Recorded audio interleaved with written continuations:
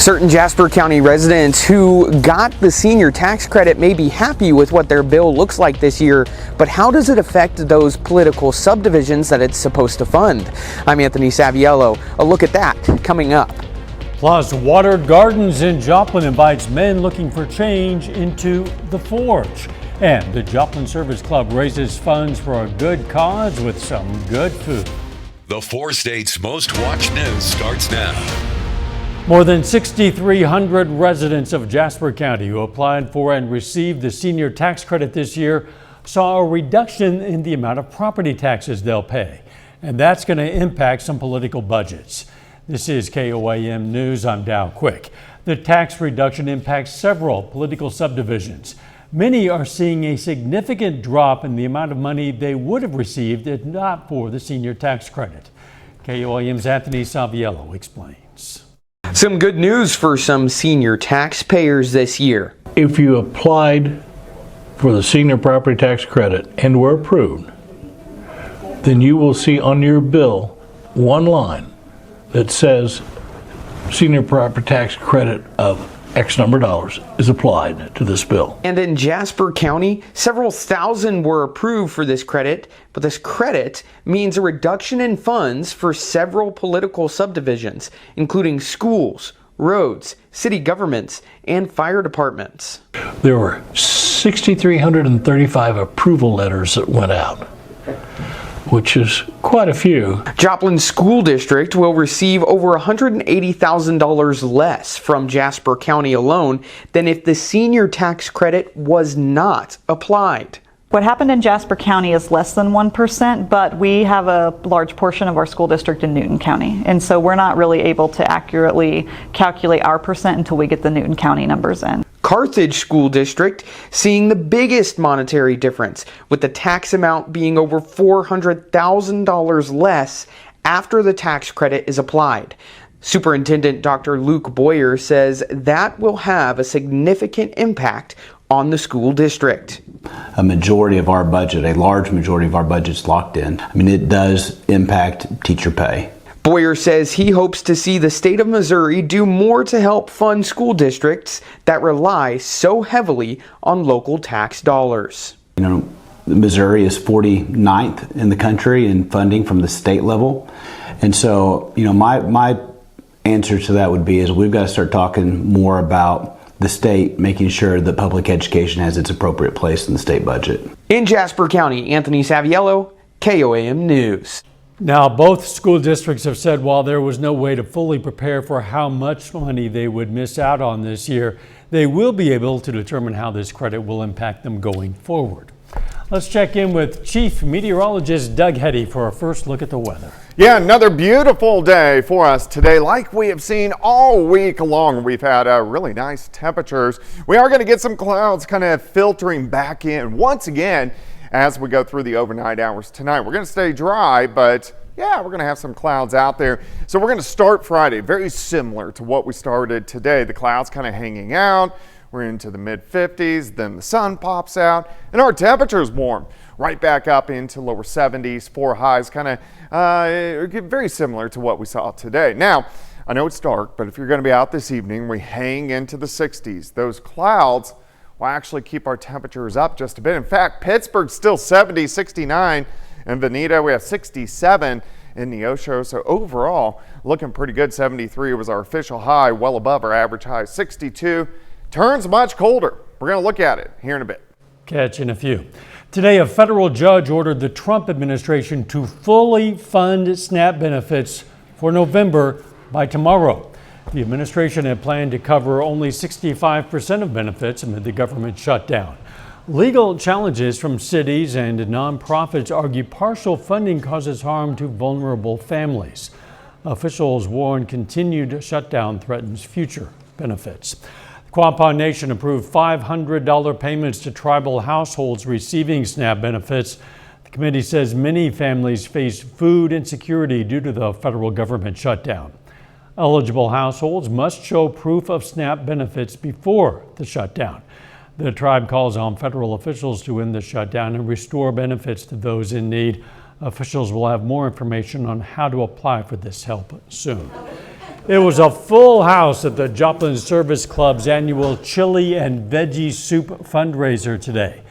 The event supports programs for the blind and visually impaired, including the Low Vision Enhancement Center and weekly member lunches. Guests enjoyed homemade chili, vegetable soup, and a silent auction featuring holiday decor, kitchen sets, and gift baskets, all donated by community members and volunteers. Well, hopefully they're going to expect someone being very kind, greeting them, and taking their order and then bringing it to the table for them and offer assistance throughout the day. I've got a lot of good volunteers. Couldn't do it without them. The money raised also helps cover transportation costs and supplies, making sure those in need have access to essential tools and resources. Joplin's Watered Gardens hosts a transformation program for men who are seeking a change. The Forge program is a multi-week course where men start in a dorm, then move up to apartment-style living. While they're living in the dorm, they're required to go to classes, encouraging them to become better people. One way of doing that is by volunteering for Watered Gardens, who are there for the men during the process. There was times where I was up and down and kind of rocky in it, but when I was going through that, people just stepped up and prayed with me, walked me through it, encouraged me. So that made all the difference, was trying to get through that first few months. We're going to have much more on this story on our full Doing Good segment tonight on KOAM News at 10. PSU clinches an MIAA regular season title in only its second season. Ben's going to look at the program's early success coming up in sports. But up first, the business of competition. MSSU hosts high school students for the 4th annual Business Gateway competition. I'm Kenny Foreman, and I'll have more on that coming. High schoolers from throughout the 4 states got to put their knowledge of business to the test at MSSU's 4th annual Business Gateway competition. KOAM's Kenny Foreman tells us more about what the experience was like. For high schoolers with a passion for business, the day was a culmination of hard work and preparation. They've had about 3 weeks is when we gave them the presentation prompts, and so they've had 3 weeks to kind of work through the material, go through case studies. A lot of the case studies we use are similar to what we use here at Southern, and so they are really immersed in kind of what a business education looks like as well. A record 685 students across 27 schools were in attendance, showcasing their knowledge in a variety of different categories in hopes of walking away with awards. So we have in the morning multiple choice test that they take over various subjects such as international business, communication, accounting, marketing, management, and then they also have the opportunity to give presentations over similar subjects like financial plan, the business plan pitch competition, travel, tourism. The students and staff also used the event as an opportunity to introduce the high schoolers to MSSU and showcase why it might be a good fit for them as they start to think about college. We're trying to get kids interested in Southern, and we're trying to get their teachers where they want to send kids to Southern, so it's just making sure those kind of stakeholders in that situation are taken care of, and they feel welcome here and they feel support, and they end up loving it and wanting to come back for more. Having been in their shoes at one point, it means a lot to the college students to get the younger generation excited for their future. This is just a small competition that they think is very big right now. As high schoolers, you just want to be getting out of school, but this is something that can help them long term. In Joplin, Kenny Foreman, KOAM News. The faculty plans to send the grading rubrics back to high school teachers who will then share them with the students. This is done in an effort to help the students grow beyond the competition. A little bit later, Webb City Volleyball wraps up its season tonight. Ben's going to have a look at the Cardinals and a look back on their season. And we have a big cold snap heading our way for the weekend. Details coming up. Here's the play. Stanton Optical makes glasses in 30 minutes. Come on, turn! Micah, catch! I can see! Now Arts and Entertainment Complex, home of Connect-A-Culture and Spivus Center for the Arts. Well, it turned out to be a great Thursday for us today. No complaints across the region. We did start with clouds, but then we got the sun during the afternoon. We popped up into lower 70s for highs. We're going to do the exact same thing tonight and on Friday. We're going to start with some clouds across the region. You can see them picking up. We even have some rain once you get to our north parts of Iowa and Nebraska, very light rain, and that's going to all stay north of the region. All right, so let me walk you through time, kind of in and out of the clouds tonight. We'll kick off Friday, kind of cloudy. Then we break out, we see sunshine, temperatures warm, upper 60s by noon, and then pretty much carbon copy of today, lower 70s. One difference, winds are going to be out of the northwest instead of the south like we saw today. Let me take you through the evening hours. We have clouds increasing again, should stay dry. There could be a random sprinkle in our northern counties once we get into Saturday morning. Notice the winds back out of the south this time. And then as we go through Saturday, we'll have some hit and miss clouds. I think we should make it upper 60s to near 70 around the noon hour. And then you can notice winds switch back to the northwest, meaning another cold front drops through. And with it, that is going to cool our temperatures down significantly as we go into Saturday night. Now, as we head into Sunday morning, we can't rule out a few rain showers or a few snow showers popping up. It would not be a big deal, but just keep that in the back of your mind. All right, so the winds today out of the south, kind of 10 to 15. They're going to switch as we go into Friday. So watch this. They switch out of the north, kind of breezy through the afternoon, kind of gusts 10 to 20. They go the other direction on Saturday out of the south, kind of breezy, and then eventually switch back toward the north and to the west. So not what I would consider windy, but yeah, it's going to be breezy the next couple days. 54 in the morning, 70 by noon. High temp 72. We have playoff for state Friday night. High school football, we drop back through the 60s into the 50s, but overall looking pretty good.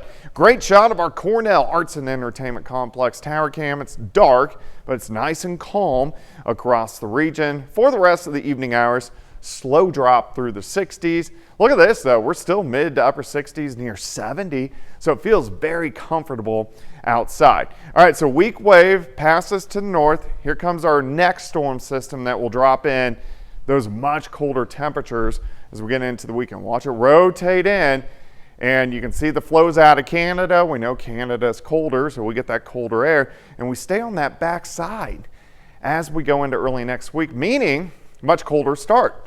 So let's look at this. Remember I said maybe a snow shower on Sunday morning. It would be very light, very scattered.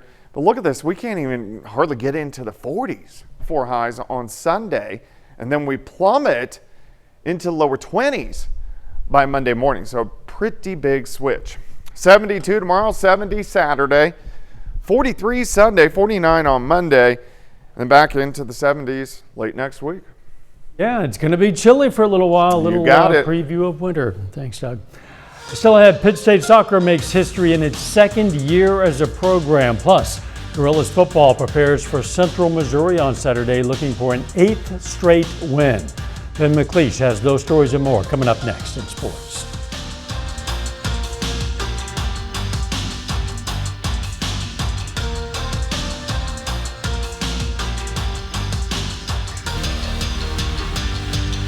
The 8th-ranked Pitt State Gorillas are firing on all cylinders, looking for an 8th consecutive win this week as they hit the road to take on Central Missouri.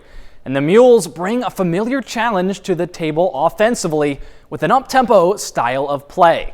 However, the Gorillas haven't faced an offense like this since Emporia State back in late September. And the emphasis heading into this matchup is to limit an explosive offense that features a lot of weapons. They present something we haven't seen in probably the last month from an offensive standpoint. You know, obviously Emporia with the tempo and the spread, but we have not seen that, you know, and since we've played Emporia. So for us on defense, the challenge that they present on offense is they're going to go fast, they're going to spread the field, and they have really good athletes everywhere. They got wideouts that can catch and make you miss in space. Very athletic quarterback. He's dangerous with his arm, dangerous with his legs. Got a good run game as well. This would be a pretty good challenge. We know that they throw the ball a lot. They run the ball enough to keep you true to the run game. We just need to do our jobs, play fast and physical, just finish tackles and finish in open space. Earlier this week, the initial NCAA Division II regional rankings were released, with the Gorillas ranked 5th in Super Region 4. The top 8 teams at the end of the regular season will advance to the playoffs, and the Gorillas know they have work to do to secure their spot in the postseason. They know what's at stake. They know what we have to do, and we just have to continue to, we always have that get one mentality. I mean, get one day today, tomorrow, and, then we'll have an opportunity to go get one more on Saturday. We put ourselves in this spot from the jump, starting off 0-2, so it's only right that we get ourselves out. It's us against everybody. We knew that from the start, but I feel like if we go in and play how we play, rankings don't matter, teams don't matter, where we're playing doesn't matter. I feel like we can beat anybody in the world. The Gorillas and Mules clash in Warrensburg on Saturday. Kickoff is at 1 p.m. from Walton Stadium. Well, then only its second year as a program, Pitt State Soccer has already clinched an MIAA regular season title. After a promising 500 record in the Gorillas' first ever season, they've made an impressive jump in 2025, finishing with a 14-2-2 record. That's good for first place in the MIAA and the 24th ranked spot in the national poll. What an incredible start for the new program, but they've still got plenty to accomplish this season. A regular season title is nice, but the Gorillas will look to bring back an MIAA championship to Pittsburgh. Their quest begins on Sunday with the matchup against the 8th seed Northeastern State Riverhawks. The Gorillas beat them 1-0 when they faced off in the regular season. Well, Webb City Volleyball wraps up its season tonight with a chance at the Cardinals' highest season finish in school history. For the 4th straight year, Webb City made a run to the state tournament. Yesterday, their hopes for a state title fell short after the Cardinals' 3-1 loss to St. Pius. But Webb City still has a lot to play for tonight. They take on Hannibal, looking for the first third-place state tournament finish in school history. It's all coming down to the wire for the Gorillas now. We'll see how they can do. They approach the postseason. Yeah, tough start, but an incredible stretch of football. Just a couple games left to end the season on a right note. Very good. We'll be right back. Here's a look at what's coming up on KOAM News at 9 on Fox 14. Weight loss drug prices might be on their way down. We're going to have the latest on an agreement between the White House and drug makers. Plus, Quapaw Nation Museum honors veterans with a special quilt viewing. And we're going to have more on The Forge, a program at Water Gardens to help guide men seeking change on tonight's segment of Doing Good. Those stories, a lot more. It's coming up tonight, KOAM News at 9 on Fox 14. If you haven't dug back into the closet or the attic yet to dig out that winter coat, you might want to do that in the next couple of days because we're going to be needing it soon. Yeah, it's going to be real cold by the time we get into Sunday morning into the 30s. But look at Sunday night, down to 23 degrees. We may get a few flurries as well Sunday morning, so enjoy the 72 tomorrow, the 70 on Saturday. But on the other end, we're back into the 70s by the middle of next week. Yes, it'll be cold, but only briefly. Yep. Final sports note. Well, back to some warm weather for high school football tomorrow. We've got some big teams beginning their postseason runs, including Carthage, Joplin. So it should be a really fun week of playoff football in Kansas and Missouri. And the sports team will be all over it for us as usual. Thanks for joining us. We're going to see you right back here for KOAM News at 10. Let's make it a great evening.